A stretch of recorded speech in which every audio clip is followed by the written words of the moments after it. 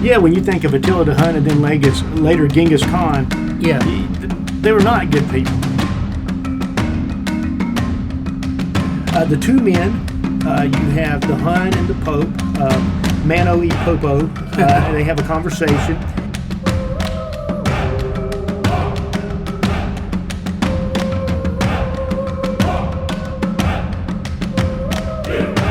Hello everybody, I want to welcome you to another edition of the Uncensored Pilgrims. I'm Marty McLain, along with the irrepressible Paul Price. Paul Price. Now, Paul, you have a haircut.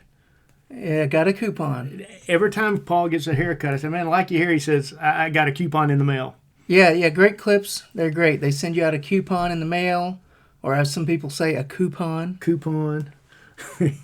You know, I go to Great Clips, but they never send me a coupon. You must not be... I'm not a preferred customer. You must not be preferred. Yeah. Or is yours like one of these things, we haven't seen you in so long, please come back? It's probably because I only go about twice a year. Twice a year. 2 or 3 times a year at the most. Well, your hair's looking really good, stylish. Thank you. Do Do they trim your mustache? And all that? No. They don't do the mustache? No. Okay, you know, I don't know why, but half of my eyebrows are gone. They just are. And I went somewhere one day not too long ago, and I got my hair cut, and she said, do you want me to trim your eyebrows? And all I could think was, are you blind? Yeah. You know, I don't know if she says this to all of her customers. I'm thinking, I'm here with half eyebrows, and you want to trim what I've got left? You know, but anyway, that has nothing to do with the 5th and 6th century of church history, and that's what we're going to look at. We're going to look at the 400s and the 500s, which would be the 5th and 6th century of church history. I wonder what was in fashion in the 5th and 6th century. Did men, were they clean shaven, or did they have a beard? I don't even know what people looked like back then. You know, I don't see a lot of... Maybe Constantine was, you know, when you see Constantine, the bust of Constantine, he's clean shaven. Well, maybe but all the emperors weren't. Like I don't remember a lot of facial hair. Yeah, I think all the Roman emperors were clean shaven that I've ever seen. So, but they weren't clean cut. Maybe not. No, they do look like, maybe it was harder when you did a statue to make the facial hair. Well, I bet it was harder to represent that, but I don't know. Well, they wouldn't have to worry about me if they made a statue of me, because I can't hardly grow any facial hair anyway, so it would be a moot point. Okay, the 5th and 6th century of Christianity, the fall of Rome. Now, that is the event that would shake the Western world, the fall of Rome. This was the eternal city. And when something's called the eternal city, you don't really think about it going down. Calling any city the eternal city other than Jerusalem, the New Jerusalem, that is kind of like calling a ship unsinkable, right? Yeah, like the old Titanic. Yeah, you're just asking for trouble there. Well, here's what happened. In the 5th century, we see the fall of the once great Roman Empire. As the empire begins to unravel, and there's many reasons why, we'll briefly look at those in just a little bit. Church leaders actually started to assume a greater role in societal leadership. But what you had is you had the Huns coming from the east, and they were, rape, pillaging, and plundering. They were, just sacking all the civilizations along the way. And so that caused the barbarians to want to come down south into the Roman Empire. So if that just kind of tells you how bad the Huns were. If the barbarians were running from the Huns, they had to be, pretty bad folks. But what was happening is this migration had a very unsettling effect upon the Roman Empire. And eventually, at the end of the century, the empire would basically be conquered by the Goths, the Franks, the Vandals, and the Lombards.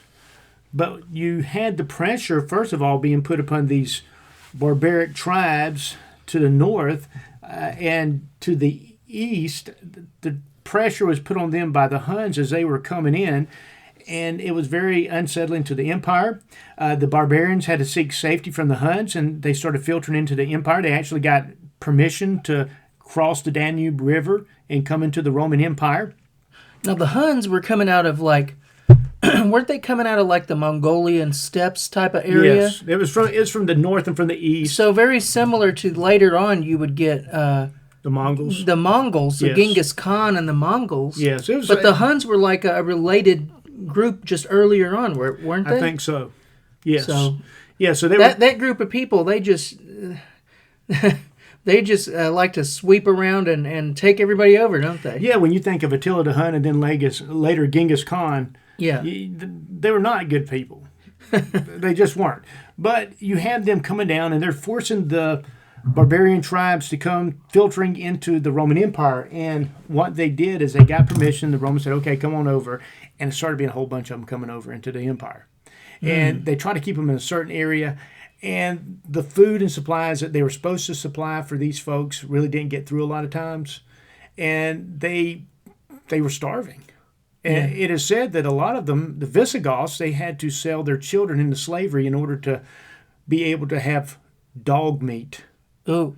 So you can imagine the ill will and the feelings that you would have between the empire and the barbaric tribes to the north as they're filtering down. Now, it did lead to some battles, some Gothic wars from 376 to 382. They actually, I think, killed a Roman emperor during this time.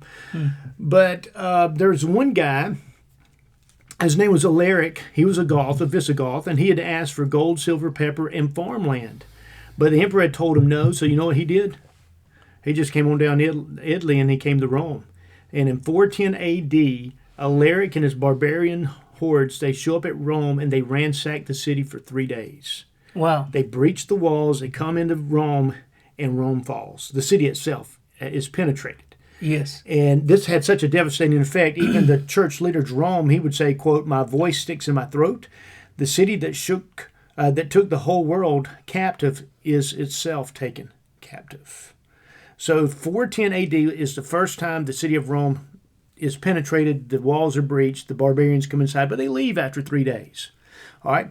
Now, fast forward to 452 AD, and we're going to go back and fill in some of this history. But Attila the Hun, he's entered Italy. He's on the brink of taking Rome. He is referred to as, quote, the scourge of God. That's how bad he was. The emperor sends out a delegation to negotiate peace with him at the Po River. And Attila really wants nothing to do with the delegation, but the bishop of Rome is with him, and he catches Attila's eye, and so Attila wants to talk with Leo.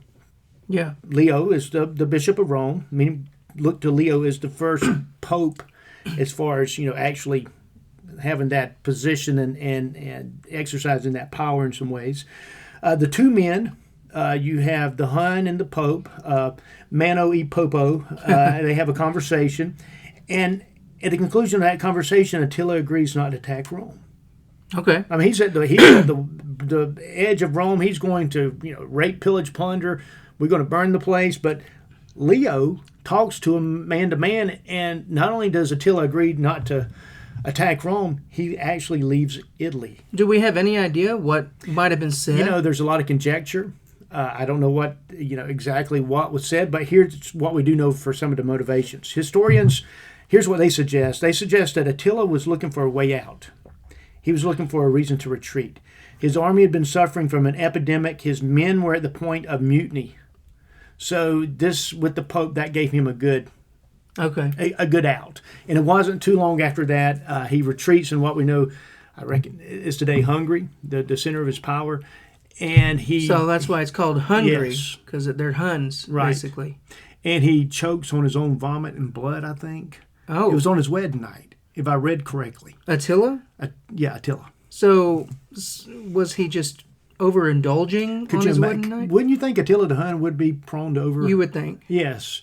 So obviously things got a little out of hand for him, and he died. That's a lot of ancient warlords died that way. At least, well, I don't know about a lot. I'm aware of at least one other famous example. You know who I'm thinking of? Tell me. Alexander the Great. He died of partying too hard. Yeah, well, one time he was partying too hard and he killed one of his friends, didn't he? I don't know off the top of my head, but I do know he died of it. So, so if you are somebody that's going to go around and conquer other nations and all, you probably need to not party too hard. Yeah, but then they would say, well, what's the point? Yeah. What's the point? What's the point? Well, that's what happened with Attila in 452. Now, in 455 A.D., just 3 years later, the Vandals show up. Gesseric, he's the king of the Vandals. He shows up at the footsteps of Rome. He is there to rape, pillage, and plunder. The city's in a panic. The army's in disarray. The emperor tries to flee and an angry mob sees the emperor trying to leave, and so they get him and they kill him. So you don't have an emperor, you have an army that's totally unorganized and looking to leave the place. The Vandals are at the gate, a dead emperor, a non-functioning army. So who you going to call? Let me guess, the Pope. Pope Leo. So what happens is Pope Leo goes out and he engages in conversation and negotiations with Gesseric, who's the king of the Vandals, but to no avail. But when Gesseric is riding away, having had his conversation with the Pope, he yells over his shoulder, 14 days looting. Mm-hmm. So he's not going to rape, not going to burn. He's not going to massacre. Yeah. They're just going to loot for 14 days. So Rome had no other choice. They opened the gates, and they let the Vandals in, and they vandalized the place, literally. Yes. And they took the wealth of Rome, and they took a few prisoners, but then they left. So once again, Leo saves the day. Saves the day again. So you can see how the power of the Pope and the prestige of the Pope, of Leo, the Bishop of Rome, how he is growing in power because the emperor, I mean, he's dead. Nobody else can have an audience with Attila. Yeah. But for some reason, within the short span of about 3 years, he's able to deal with Attila the Hun and Gesseric, the king of the Vandals. Yeah. And save Rome. Well, it finally happens in 476 A.D. The barbarian Odoacer defeats an anemic Roman army, and he displaces the final Roman emperor, whose name was Romulus Augustulus. And instead of being called emperor, he was called king of the Romans. The emperor in the east, remember you have a divided empire now, the Eastern Empire with the emperor and the Western with an emperor. But the Eastern emperor, Zeno, acknowledges Odoacer as the king, and he's willing to be the viceroy of the emperor from the east. The one in the west is willing to be the lesser emperor, which actually is just a king now. Yeah. So it is said that at the end of the 5th century, as it came to a close, that the western part of the empire had been entirely overrun by the barbarians. But here's the caveat, okay? If you want to see a little, let me say instead of caveat, let me say a little silver lining. Many of the barbarians were actually Arian Christians. Okay. But they didn't know much about the faith. They were, and just for everybody listening, just to clarify, we're saying Arian in the sense of followers not of racial. Arius, right? Not in the German Hitler not in the sense. Hitler ethnic sense, but No. in the theological sense. Arian. They believed that Jesus was a created being, Yeah. and not a member of the Trinity, which was erroneous. But anyway, they were easily converted to Catholic or Nicene Christianity. Historian Robert Baker, here's what he says about it, quote, "The Arian Christians among the tribes were unskilled in doctrinal matters, and they were easily won to the Orthodox point of view in the person of Christ." If only that were still true today. Yeah. But see, they wanted to learn. They were easily convinced, well, Jesus is a member of the Trinity. He's Yeah. eternal. And they were like, okay, we'll yes. Yeah. And so now all of a sudden, all these barbarian hordes that are invading Rome, they're actually changing from being Arian to being Nicene. Yeah. Which is a big deal. Now, there's one guy I want to talk about before we talk about St. Augustine, and his name is Eusebius Hieronymus Sophroninus, but he was affectionately known as Jerome. Jerome. Did you know? I mean, how do you get the name of Jerome from that? I don't know. No, I don't see the connection there. Eusebius. His name could be Henry or Butch, but it's Jerome. Yeah, I'm more familiar with the Jerome from Seinfeld. Jerome from Seinfeld. Anyway, this Jerome, he lives from 342 to 420. He's the guy that translates the Old Testament, New Testament. He translates it into the Latin version of the Bible called the Vulgate. And one of the things he did is, especially with the Old Testament, instead of going from the Septuagint, which is the Greek translation of the Hebrew, he goes back to the Hebrew. Right. Now, not everybody liked what he did, but his translation of the Bible, as far as in Roman Catholic churches, it was it was the standard. He for went to the hundreds of years. He moved us from the Septuagint to the Masoretic text. Okay. Right?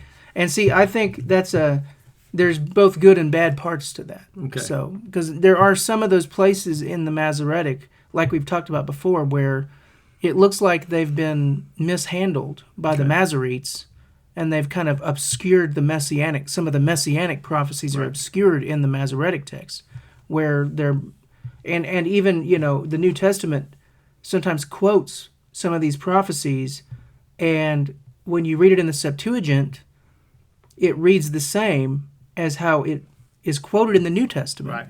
But then if you read it in the Masoretic text, it's totally different. Huh. So in some ways, it wasn't all good that he did that. I also believe, if I'm not mistaken, Jerome, and I would agree with him on this, Jerome did not want to see the Apocrypha included. Yeah. But I believe the Pope forced him to include them, so he put them off in their own section separately. Okay. As opposed to just mixed all in with the other books. Right.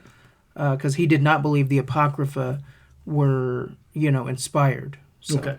Well, here's the thing. It took him 23 years, and he finished it in 405 A.D. And one of the things about Jerome, which I found to be kind of intriguing, I don't know if intriguing is the word, but interesting, is that he quit taking baths. He said, quote, "He who has bathed in Christ has no need of a second bath."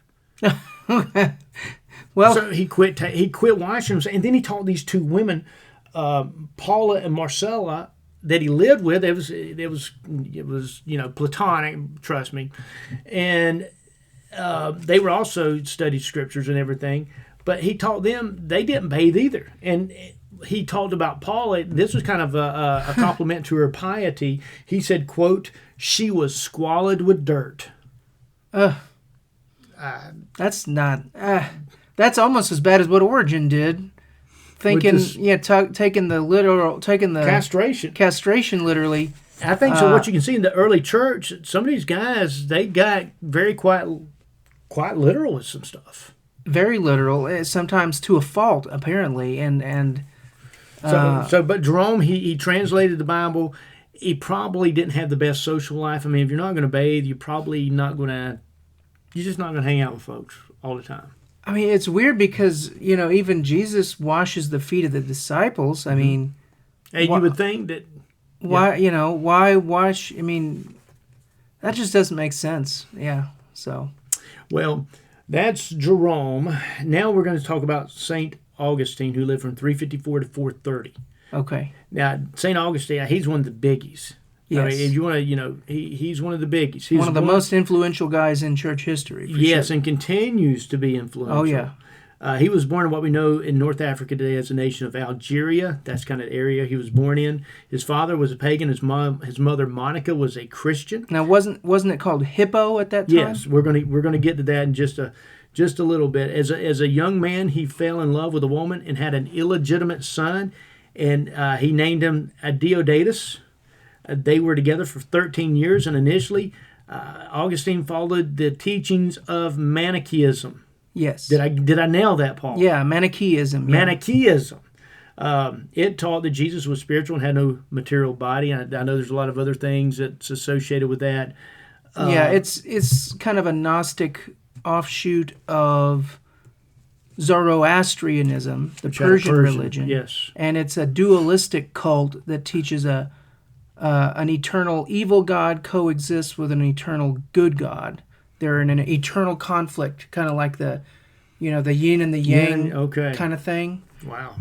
Okay. Yeah, that was influential in his life. It had no effect upon his morals, should I say. In 384 A.D., he moves to Rome and becomes a professor at the University of Milan. At this point, he leaves his mistress that he's been with for 13 years and has a baby with, and he becomes engaged to a very wealthy young lady. But at the same time, he comes under the influence of Ambrose, the Bishop of Milan. And but the thing about St. Augustine is that he was driven by an ungovernable sexual passion.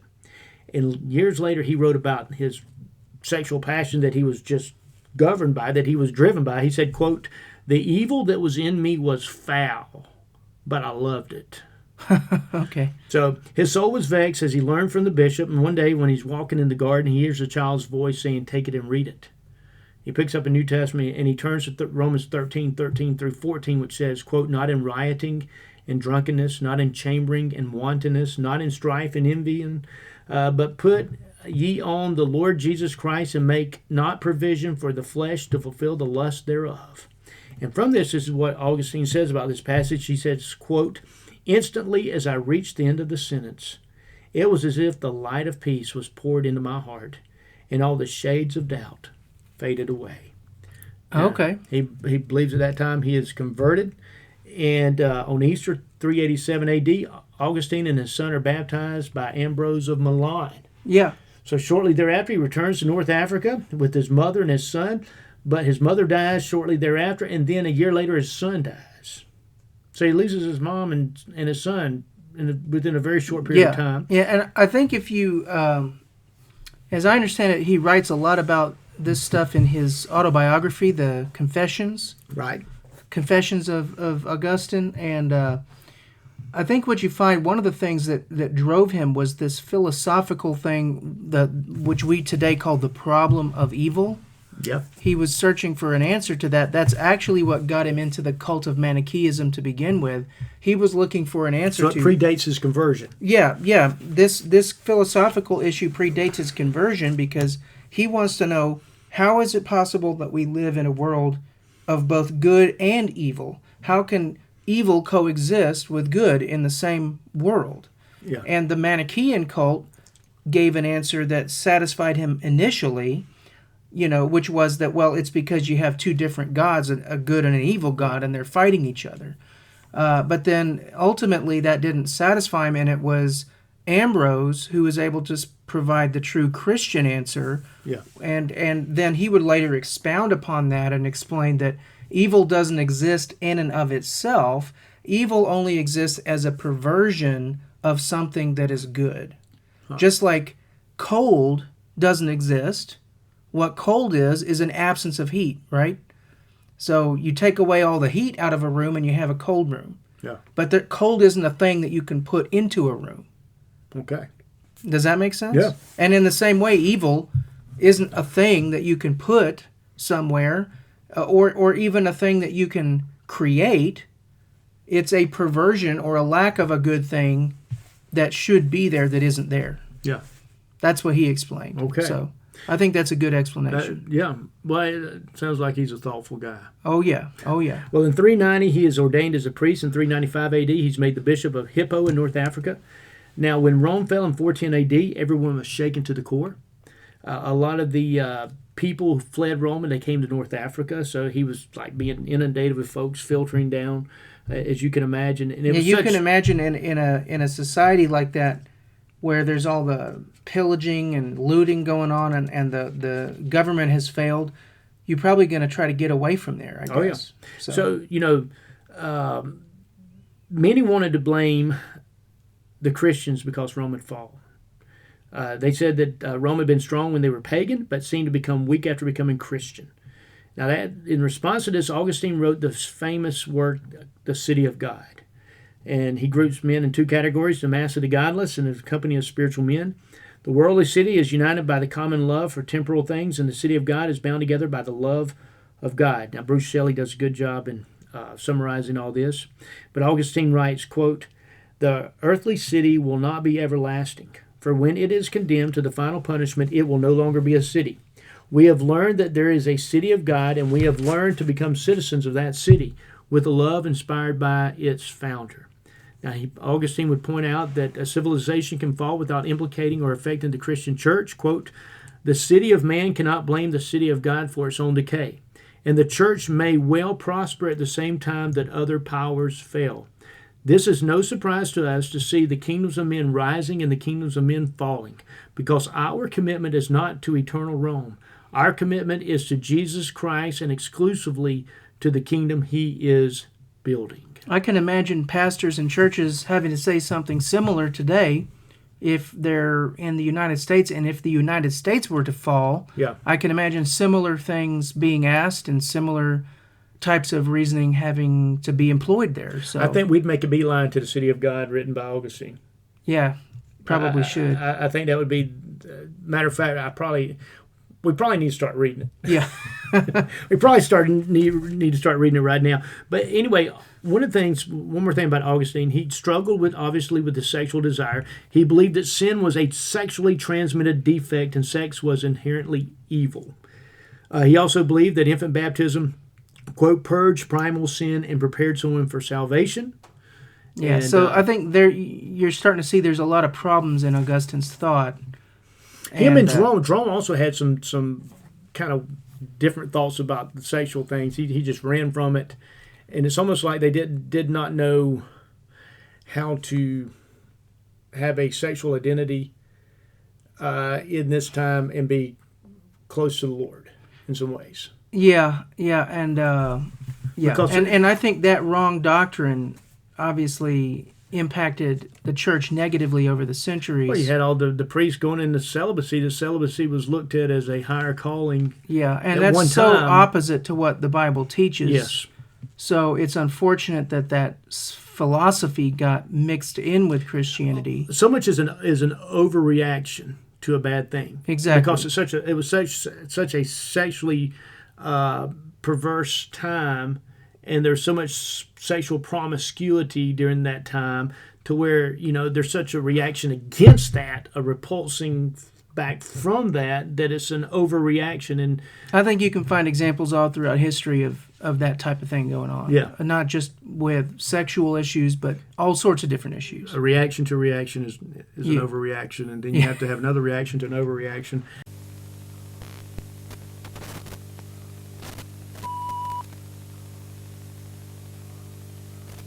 End of Side A.